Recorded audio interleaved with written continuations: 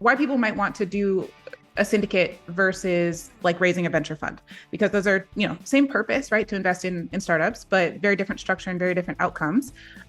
So maybe Jed, if you could start us off there. Sure. So if you think about syndicates or venture funds, they are effectively a way to scale capital, right? How do you go write a bigger check as an individual, as an angel? You're pretty capital constrained. So your two paths are basically do a syndicate or do a venture fund. Pros and cons to each. I think that each vehicle has its own unique characteristics. You got to understand the different dynamics, how to play the game. Welcome, everyone that we've got. Thank you for joining. This is our Syndicates in Focus webinar that we're running here through the Seraph Compass.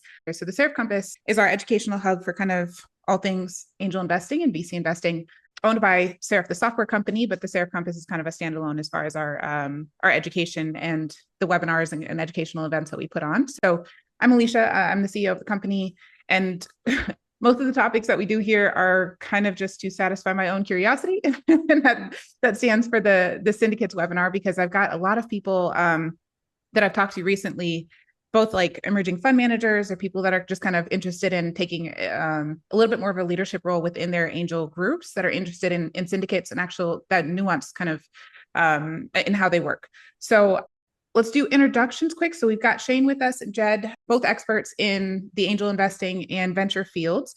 Shayn is on the legal side of that, and I'll let him give an intro. And Jed is also on the angel investor side of that. So Jed's got a huge syndicate. So I will let you guys go ahead and do intros, and then we will dive in. Yep. I'm Shayn Fernandez. I am the founder and venture attorney at Junto Law. So basically, we work with fund managers, investors, and startup founders, forming funds, making investments, and things like that. Work a lot with syndicate leads, angel groups, angel investors, a lot of emerging fund managers, setting up the funds, setting up SPVs, syndicates, and then making the actual investments themselves. So I've known Jed for a while, and let him kind of introduce himself. Thanks for hosting us, Alicia. Nice to see you again, Shayn. Hey, everybody. My name is Jed, and I am the syndicate guy. So formerly tech operator, built the world's largest API marketplace. Startup was backed by Andreessen Horowitz. Turned angel investor in 2016. At this point, have an exit. 2 seed stage companies have gone to unicorn, including Turing.com. Actually, they just announced their Series E $2.2 billion valuation a couple of weeks ago. I started building my own angel syndicate or network in 2020. Today, we've scaled that up to 1,400 LPs. We've written as large as single 7-figure checks. And I am exceptionally good at doing this. My entire tech stack costs me $60 a month. I do this all myself. And in fact, I teach other emerging fund managers and also experienced angels how to build syndicates at my company, AngelSchool.vc. Thank you. And so you guys see why I wanted to bring them together here, because I think that you guys have certainly the experience, but also the advice to offer in terms of people that are interested in starting their own syndicates or how to even run them more efficiently. Because Jed, what you said there about your monthly cost of running your syndicate for such a large group, like that is something that most people would not think is attainable. And so we'll talk about tech stack in a bit, but so to start off, maybe let's do a quick overview of syndicate structures versus sort of traditional angel groups, and why people might want to do a syndicate versus like raising a venture fund, because those are, same purpose, right? To invest in startups, but very different structure and very different outcomes. So maybe Jed, if you could start us off there. Sure. So if you think about syndicates or venture funds, they are effectively a way to scale capital, right? How do you go write a bigger check as an individual, as an angel? You're pretty capital constrained. So your two paths are basically do a syndicate or do a venture fund. Pros and cons to each. I think that each vehicle has its own unique characteristics. You got to understand the different dynamics, how to play the game. Okay, so what's the pros and cons for each? With a venture fund, you have a ready pool of dry capital to deploy from, right? Easy to make quick decisions. You get management fee every single year, 2% to pay yourself and to live off. And you take carried interest, which is profiting from the upside. So then the question becomes, well, what is a syndicate play? You know, is this like a starter fund, an interim step, or what is it? I think the syndicate has some amazing advantages. Okay, one is go to market time. If you know what to do, you can reduce everything down to execution. You can launch a syndicate, get your first deal out in market in 2 to 3 months. I've seen groups do this, people that I've trained. That starting syndicate should be writing 100 to 200K checks on your first deal, which is comparable checks to a small fund of, let's say, 10 million-ish. So you're not worse off in terms of capital deployment. Another advantage, and this is a huge one, and I actually don't understand why it's not more well known. With a syndicate, you take deal level carried interest versus a fund, you are taking carried interest on the portfolio level. Massive economic advantage. So in VC, if you hear about power law, hey, you know what? You need to hit that 100x return because a lot of your bets are going to be duds, right? The reason for that is you need to pay down all the losing bets in the fund before you make carried interest. On a syndicate, deal by deal carry means that you should think every deal that you do as an option. It's got limited downside for you, but if the deal does well, you take 20% carry from anything above 1x. Yeah, Yeah. those are great points. I mean, that waterfall point there, I mean, what you're describing in a syndicate situation is an American waterfall, and I don't have the data in front of me, but it's less than 2% of funds in the US are American style waterfall. I mean, they're all European style waterfalls where you've got to catch up the rest of your losers first. And so just by doing a syndicate, all things, the same, you're going to have better economics in that exact situation. Yeah. Can I tack Shayn, one more point onto that? yeah, Sorry. please. Um, yeah, exactly, right? So you don't have to pay off all the losers is the point, right? On a syndicate model. I think what's interesting about syndicates and what defies conventional thinking is limits to scale.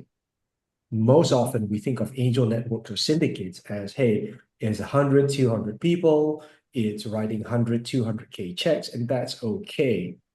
But my point is, that's far from the state of the art, right? We're proving that we can write seven-figure VC-like checks in a syndicate model, and I'm not the only one. So the question is, if you can scale capital plus have this economic advantage of deal level carry, is it worth the calculus? Is it worth going down that path? So it's something to think about. Yeah. From a legal standpoint, Shayn, what are the differences for like between a syndicate lead and someone who is the GP in a fund? And do they have different like legal requirements, legal responsibilities? How do you see the differences there? Yeah, I mean, there's quite a bit of difference on how they're structured for one. So like how the two entities are structured, I think is the biggest difference, right? When you're setting up kind of like a closed-end fund, right? You're setting up, a couple different entities like in general, right? Like you've got and this actually probably isn't so different between the two, is that you're always probably going to have a couple different like entities when you're involved as like a sponsor or a fund manager. You're going to have an entity that you call like your advisor, right?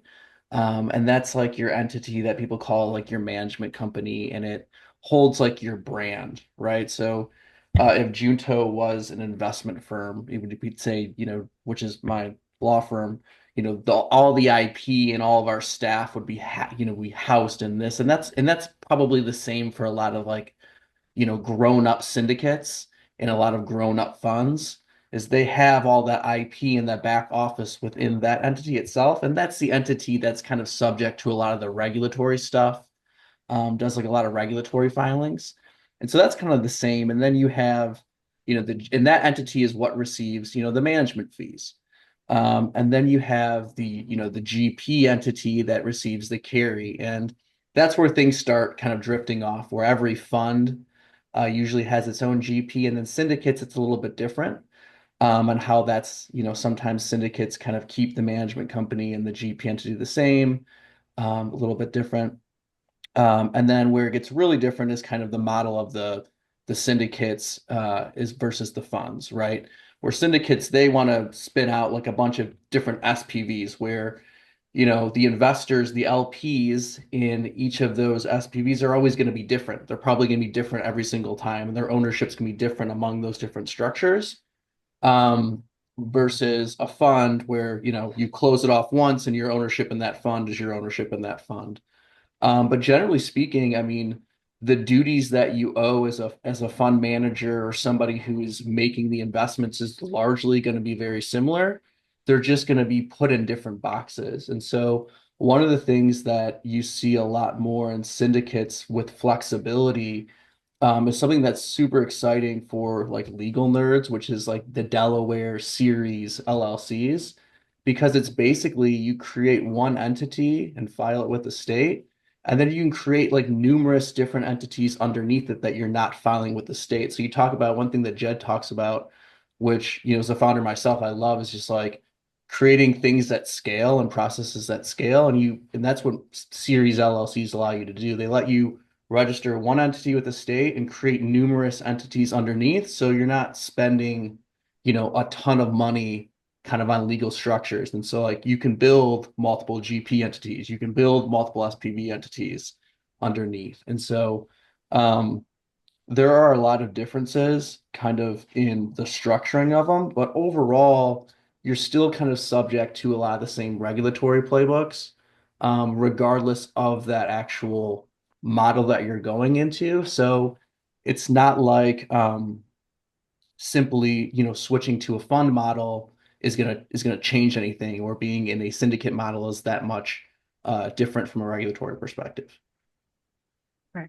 And when we talk about the regulations surrounding these things, but Jed, I would like to hear your thoughts on recruitment and group management, or like syndicate management from an LP kind of syndicate member perspective.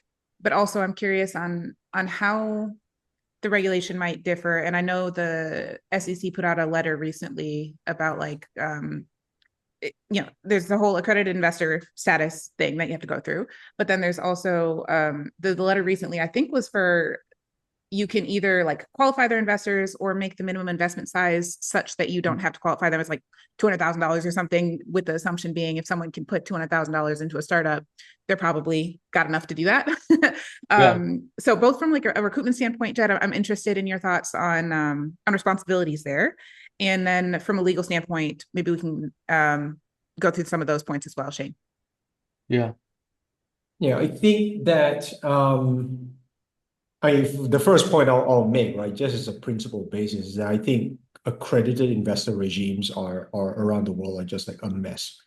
All they really say is that, hey, somebody can afford to play in venture because they can afford to lose money. Like that is like literally the framework, right? It's a bar that you can afford to lose. And I think besides the actual principle, the morality of equivocating somebody's net worth with sophistication, I guess, is problematic.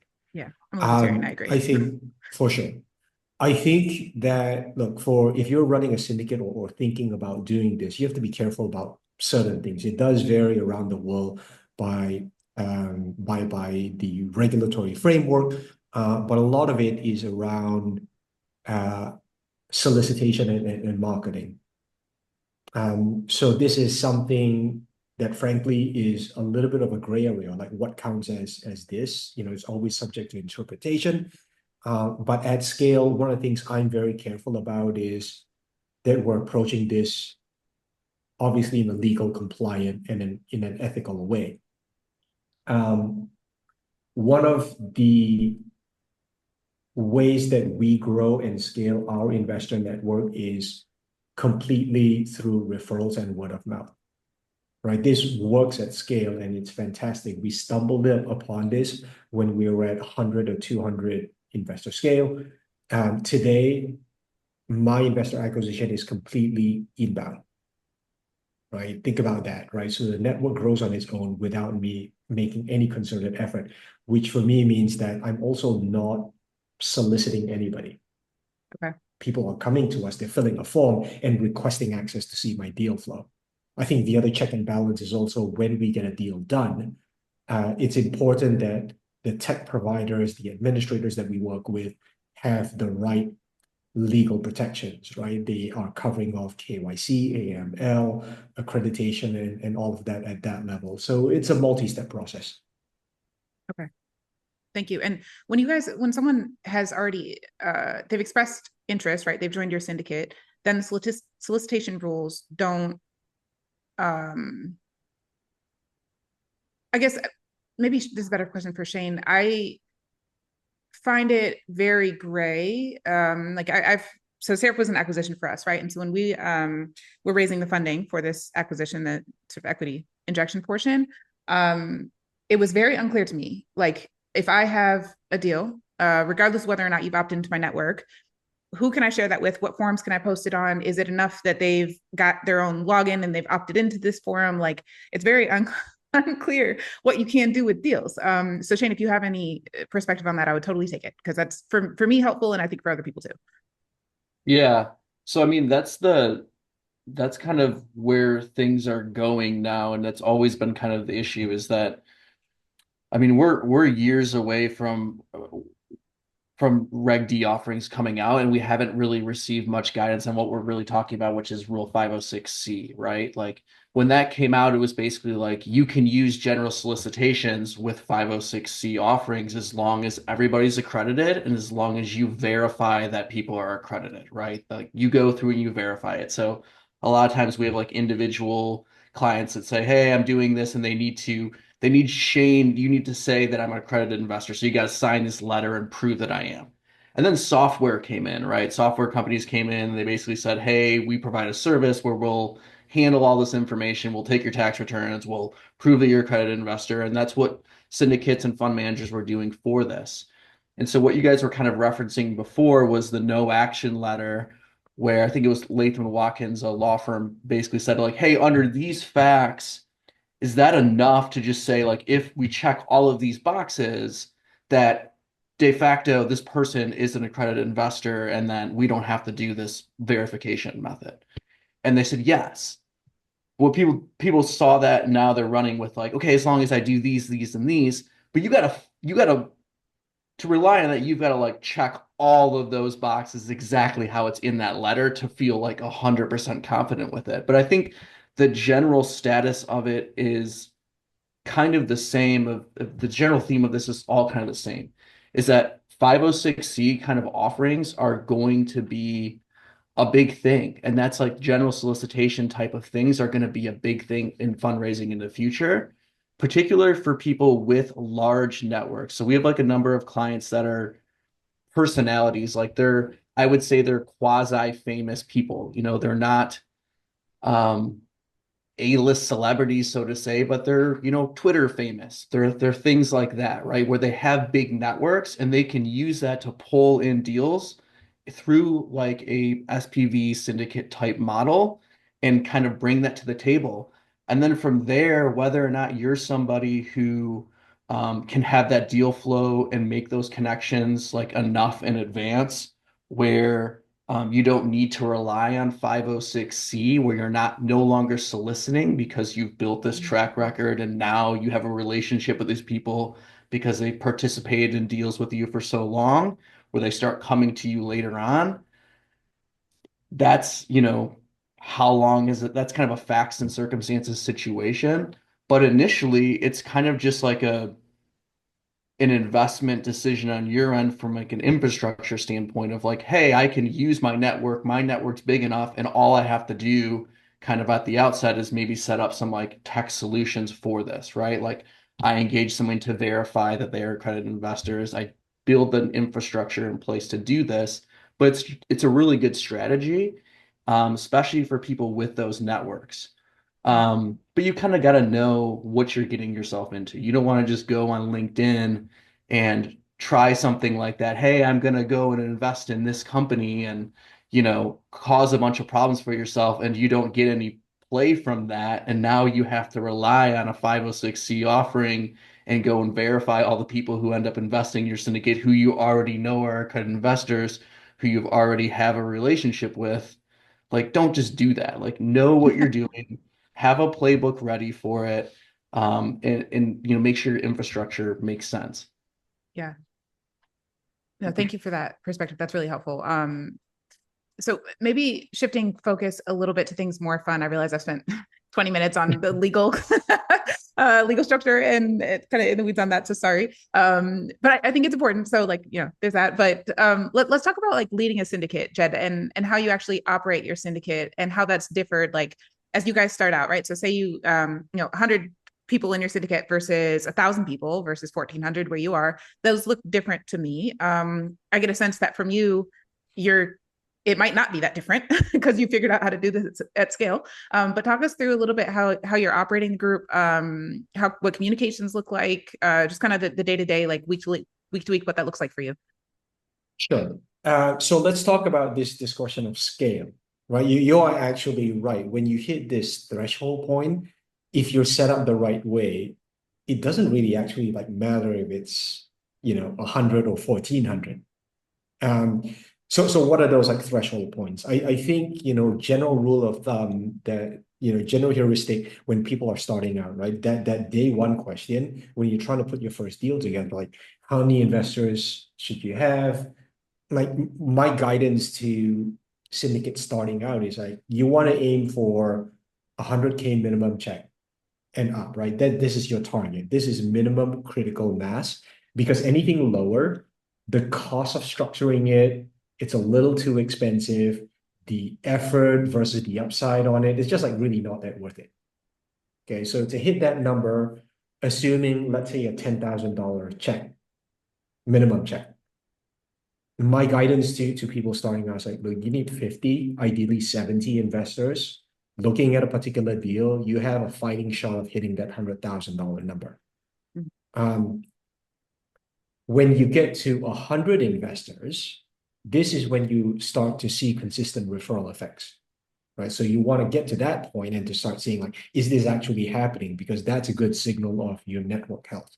Because then over time, you can slowly dial back from investor acquisition and focus more time on just getting deals done, right? So basically, when I got to 200-300 investors, I literally spent almost no time at all looking for investors to build the network and just focus on getting deals.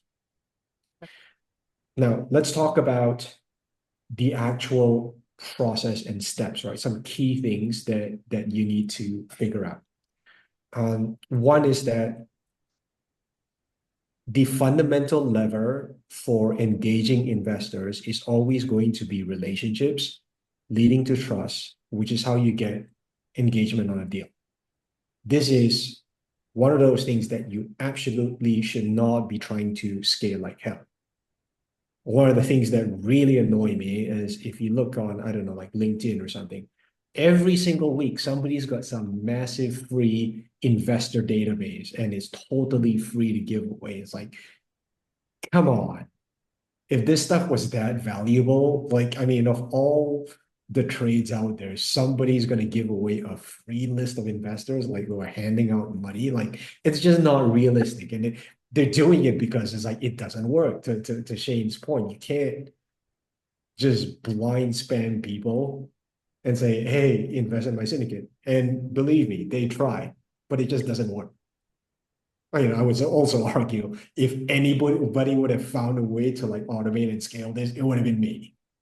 But part of that point. I mean, my point is with investors, it's all about relationships and trust. So something I do with all of my investors is before I onboard them to my syndicate, simply to see deal flow, I speak with everybody one at a time. Okay, so I'm investing 30 minutes a call and speaking to everybody like humans. We're just having chat. I'm telling you what I'm investing in, what I'm about, what deals I've done, why they should give me a fighting chance. And I do get questions around this. People say, hey, you know what, it's just way too much time. And I'm saying, hey, you know what, I've been doing this for about over 4 years. If you think about 1,400 investors over the time span of 4 years, we're talking about one person a day. Could you hit that? It's actually not that much when you think about it. But what you're buying, if you had to put an ROI to this, it's that you are getting mind share. When you send out a deal, it's like somebody getting a personal email from me. This means that they will take the time to click through and open up my email and read through it and to say, hey, Jed's serious about this. I'm going to take the time to see this. And so in the course of 2 or 3 years, if somebody has looked at 20 different deals, I've invested 30 minutes of time upfront to make sure that they looked at 20 deals. So is that trade-off worth it? I would say yes. Good. So next point is around distribution or deal flow. I'm a little old school, admittedly. So I prefer to use email automation. So you need a CRM. Obviously, you need to store all of this information. I prefer email because everybody has an email. I am less bullish on a platform approach, right? There are these services like, well, Angel has their own platform, and you can host the deal there, and that's great. There is value. But the way I always see it is that, you know what, angel investing is not a hair on fire problem. Like nobody has like a burning hole of money in their pocket that they gotta go invest in a startup. They could easily do nothing. And so you need to give them a reason and to take away all the friction around this process. So email is great because you're reaching somebody where they're doing their day-to-day, not go to this platform, create an account, or I created it 6 months ago, which email do I use? I can't remember my password, all of that, take it away.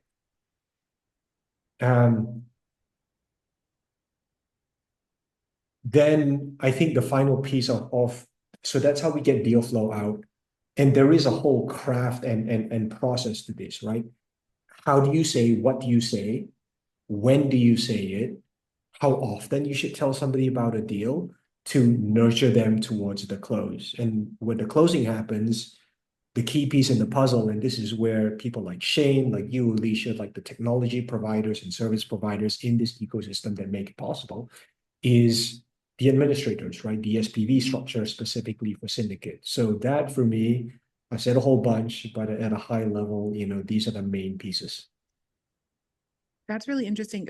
Question for you on the differences between so angel groups where everyone's investing individually, like I know with the syndicate, they all still make their own choice, right? Everybody decides whether to invest in a deal or not, versus the syndicate, at least in the way that you are running yours, is like in the ones that come out of Angel School.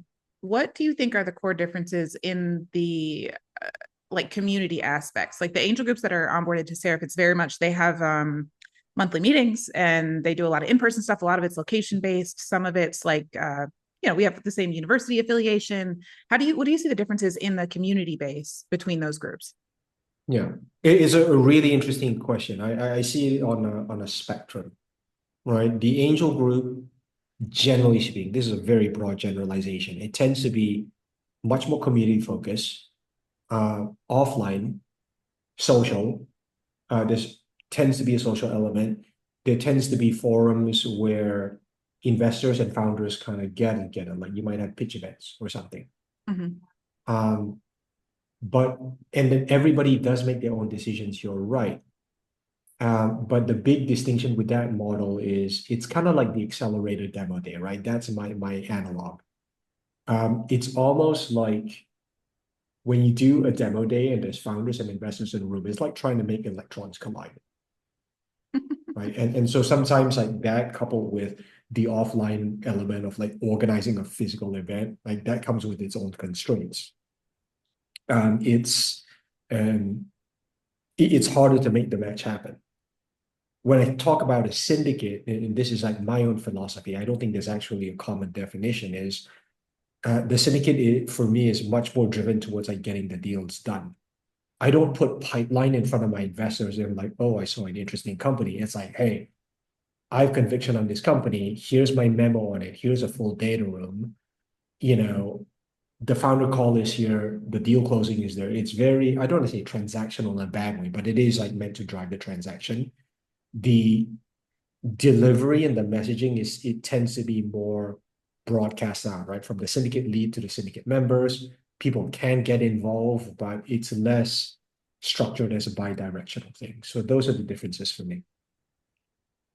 Yeah, that actually, I'm glad we touched on that, because I think that, at least, well, so from my view of ecosystem, syndicate seems like they're kind of on the rise. A lot of the angel groups that started, call it 10, 15 years ago, they, some of them, right, are starting to peter out a little bit, and again, just my opinion. And I wonder if that's a function of, well, the ecosystem has matured quite a bit, right? And so we've seen, what drives returns and what does not necessarily drive returns. And so hopefully, maybe people are learning a little bit about the model and what makes more sense from a financial standpoint, rather than my sense of angel groups was that, like, when the rise in them came from people who had money that wanted to kind of as a hobby rather than like I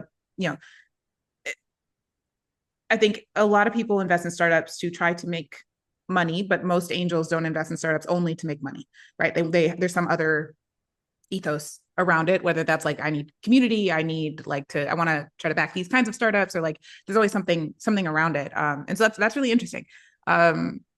Next question for you, maybe, and Shayn, I'm sorry to ignore you on this part too, but just pop in if you have anything, certainly. How do you, so your investors that have joined, I know you started, what, 5 years ago or so, or I suppose coming up on 5 years.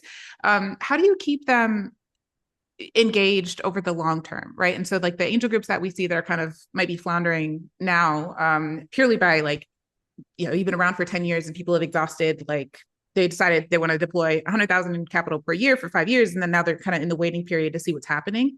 How do you keep your investors engaged, and how do you plan to adjust that point that people, when they develop their investment like framework for their own personal finances, that it might only spend a short amount of time investing, deploying capital, and then they need to wait and kind of validate that model works? Like, how are you adjusting for that?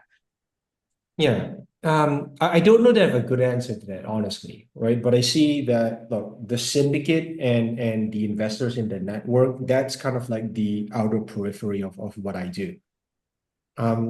What I have noticed is that within that group, a subset of people just really want to lean in, right? And so the question is like, okay, what value can you bring them? Classically we think, oh, community, let's just do events, and physical events are hard. And I also like loathe organizing anything of any kind, which is why I sort of like steer away from it. So our innovation or our model is actually through our education programs, right? That we do at Angel School. It is effectively my education on. We have amazing programs. We work with investors just getting into venture as angels, and we teach experienced angels and emerging fund managers how to build and launch their own syndicates. We have, at this point, impacted 300 investors in 40 different countries. We've helped launch 20 new syndicates in 14 different countries. We've done all of this with zero funding, and up till now, I have no employees, right? It's entirely the community. But the education model for us is have amazing programs and then bring those investors into our investment committee. Why? Because those investors are not here to learn stuff. They're not here for knowledge. They're here for skills. So we can create a forum for them to acquire skills. It's kind of like the inner circle, where they want to learn something and actually be part of, like, hey, looking at these companies, participating in due diligence.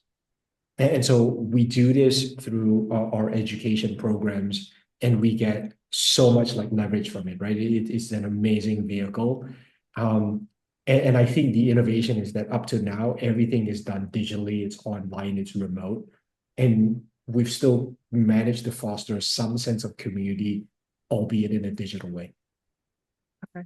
Do you plan to go in person at all? Just, I know you started in 2020, right? So COVID time kind of lends itself to online activity, digital activity. Do you plan to do anything, or at least as your group grows, right? I'm certain that there are people with concentrations, right? So a certain number of people in SF, a certain number of people in New York City, or like, do you plan to try to facilitate anything, eventually, not you necessarily, Yeah. but a community Yeah. manager type function? Exactly. We can make somebody else take it on, maybe. Yeah. Can I Yeah, for just sure. speak to that real quick? Because I did about a year in Angel School program. I mean, I met Jed before that, and then Jed invited me to kind of go through Angel School. And I mean, I've spent, years doing venture deals, and I know a ton about this space, but I was about to join as a partner at a venture firm here where I live. And so I was like, all right, I'm going to start, making investments. I want to kind of see and learn from the best. And so I went through Jed's program and then was on the US investment committee for about, I don't know, 6 to 9 months. Was it that long? It seems like it was pretty long, probably about 6 months. And I learned so much. And it was a ton of fun. Like it was awesome. So I can, echo that experience. I mean, you like, and then Jed even spent extra time kind of with me when we were going through some of the like spreadsheet stuff. I'm like, man, all right, why don't you, open the kimono I a little bit, and he was happy to do it. So just another plug there for him. No, I think I'll kind of I think this what Shane is saying really just kind of belies the point, right? That the hardcore, like people who are like really serious angels, they get driven by a whole other set of motivations. It's a different persona, right? There's easier, less risky ways to make money for sure. But the people that, hey, I'll nerd out on due diligence, and like for me, it's 10 p.m. Hell yeah, I'll get on a webinar about syndicates with Alicia and Shane. Like, let's do it. It's a different, yeah, it Okay. takes a certain kind, yeah. Yeah, no, that that's fair. And I think largely as the ecosystem grows, syndicates fill the spot for that. People who are less focused on like, I want to kind of where the in-person stuff is very important, and they're more so looking for like quality deals and actually want to drive like the primary focus is return. So yeah, no, that's interesting. Let's maybe, speaking of like returns and longevity, can we talk about exit strategies a little bit? And what you're seeing as a syndicate lead, Shane, what you're seeing in the markets right now. And this could be directly related to your group, or just kind of generally what we're seeing from an exit standpoint and how that's impacting syndicates and their growth. I'll let Shane speak. I've been like talking for a bit here. Yeah, I mean, I guess to kind of narrow that point, I mean, as far as like a syndicate's ability to exit, I mean, I think that's kind of been the knock on venture in general. We haven't seen many IPOs, right? And similarly, M&A has been kind of down for a long period of time, and a lot of, what SPVs we're talking about in the venture space, we're talking about software companies, right? And so you're not getting the traditional, the M&A activity in the software space hasn't been great for a lot of reasons, right? We've had a lot of deals kind of fall through on bigger stage stuff, but there has been things that have kind of come up that have not traditionally been exit opportunities. And I saw something on PitchBook, it was yesterday, 2 days ago, just about the secondaries market, right?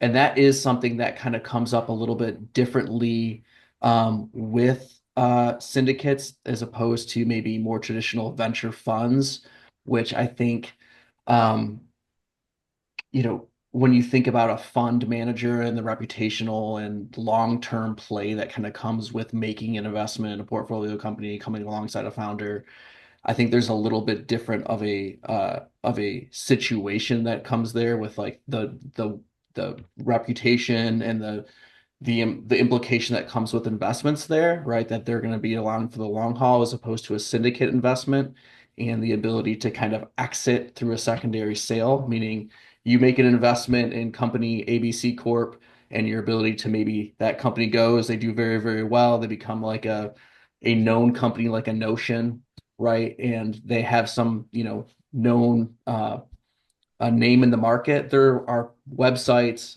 around now. There are abilities to kind of sell those shares in the secondary market. I'd say that on the flip side of that is, unless you are a syndicate lead that's able to write large checks like Jed, you're often not going to get terms in your investments to be able to sell your shares, right? A lot of times the deal terms in those investment docs will have a lot of restrictions on folks that are, are not writing the big checks. Founders aren't going to give you that ability to maybe sell your shares in the secondary with the same rights that lead investors would get in Well, those. question for you on that from a Yeah. structural standpoint. Can they instead sell, like, I thought one of maybe, yeah, and then maybe this is an assumption on my end. One of the benefits of setting up an SPV is that you're not necessarily, the SPV isn't selling shares, you're selling shares of the SPV. So like if the three of us have shares in the SPV who owns 100 shares in Uber, right? Can Yeah. I sell you my share in the LLC and then that not impact at all the Uber investment? Is that a possibility? I guess because I assumed that it was. It is a possibility. It's just something that we probably don't want to get too far into with this, but what you want to be careful of, and something I kind of wanted to dance around with the regulatory question at the very outset, is that you have two exemptions that SPV and fund manager, the person that runs that management company relies on for regulatory purposes, right? You're either a private fund advisor or you're under the venture capital exemption. Venture capital exemption, I only advise venture capital funds, right? And they have certain requirements to check that box. I don't have an asset under management threshold that I'm subject to. Private fund exemption, I have a $150 million assets under management cap that I have to be subject to. Once I exceed that, I have to register as a registered investment advisor. You don't want to do that. You just don't. It's too expensive, not worth it. You Okay. want to stay in the venture capital exemption.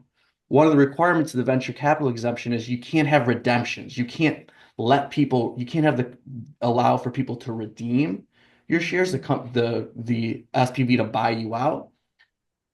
You also can't invest in secondaries. Now, could you allow for somebody to buy and sell and trade in between, transfers in between?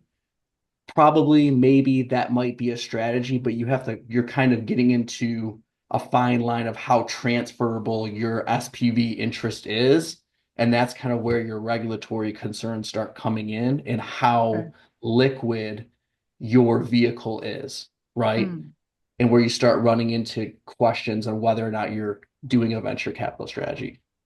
Okay. Thank you. That's really helpful. Jed, are you seeing the secondaries thing is really, really interesting to me. What are your thoughts on that?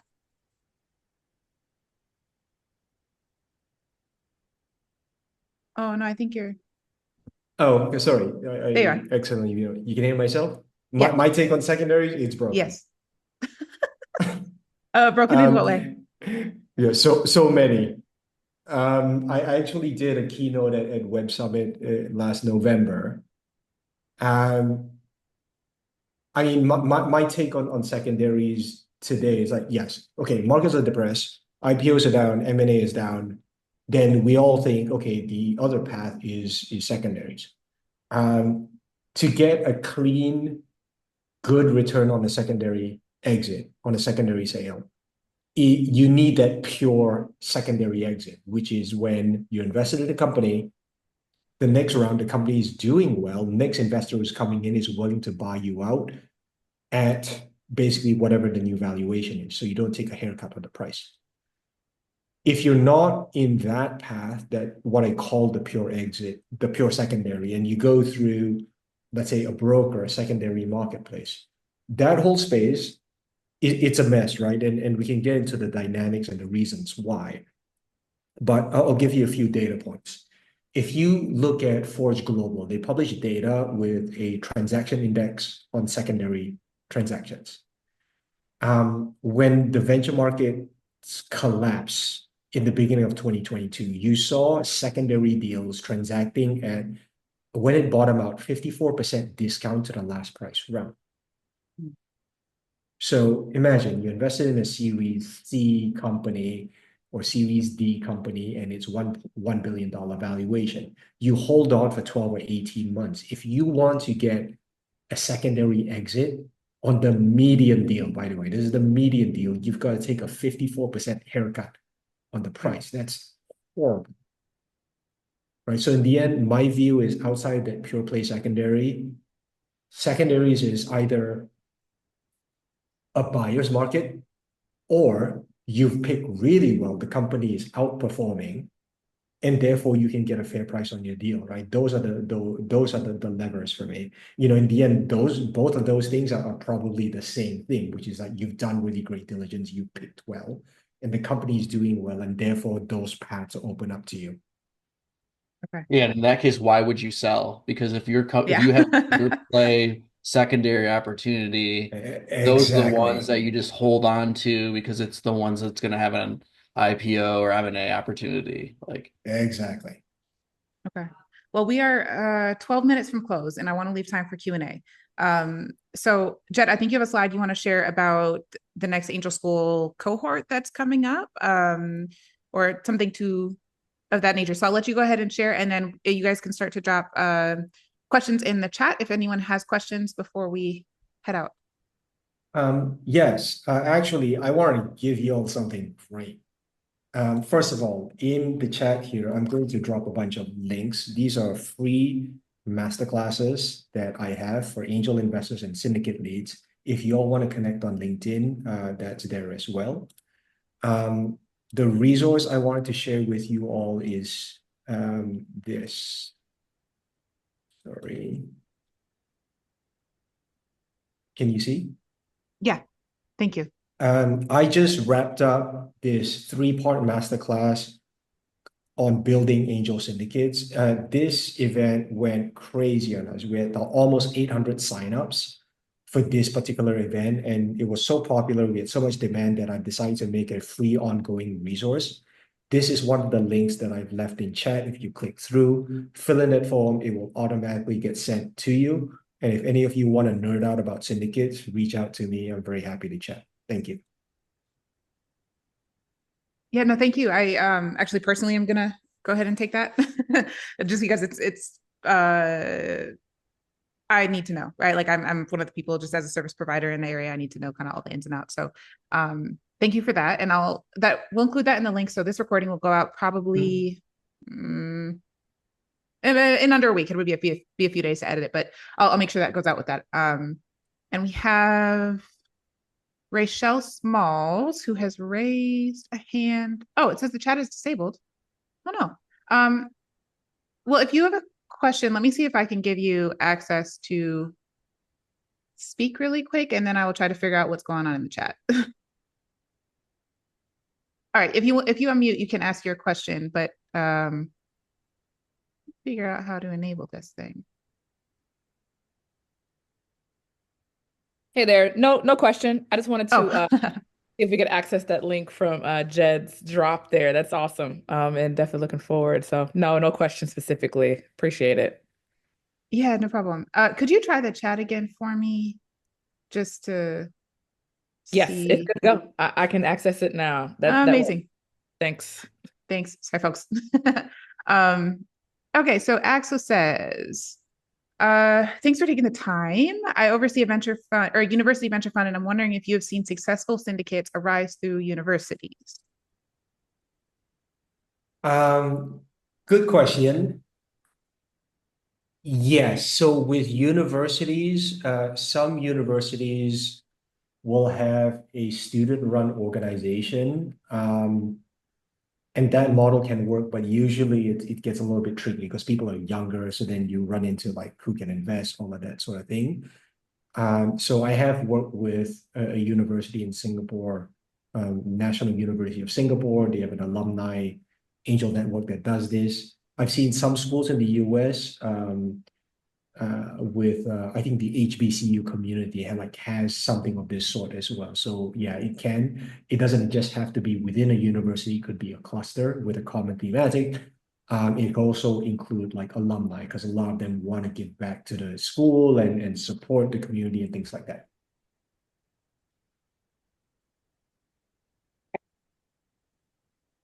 yeah, and you have what is it? Alumni Ventures does like something similar, right?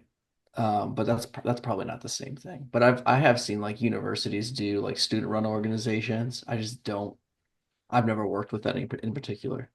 Yeah, we see a fair amount of them, but they're not necessarily, they're not, the ones that I've seen aren't actually syndicates. They're more so, they're closer to the angel group side of things where there's not a ton of there's not financial incentive for anyone. It's all kind of volunteer based, give back to the school kind of vibe.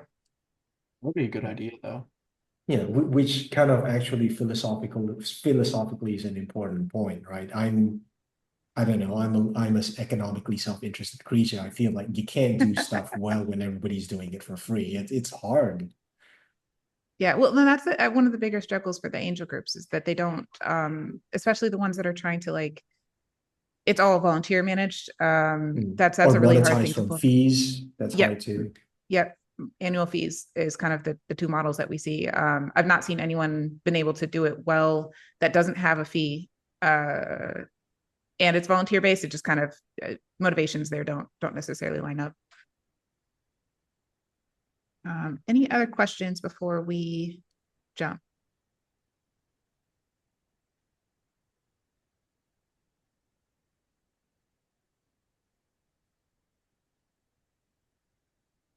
Okie doke. Well, so I reposted in the chat, so you guys should be able to access that. Again, it'll go out in the follow-up to this webinar with the recording after we go ahead and edit that. So thank you both, Shayn and Jed, for your time here. And I will, is it okay if I share your guys' LinkedIn in the follow-up too? Yeah. Okay. For sure. Because that'll go out to everybody that was registered. So thank you again. And I hope that you guys both have a good, well, Jed, you have a good night. Shayn, you have a good day. And we will talk again soon. Thank you.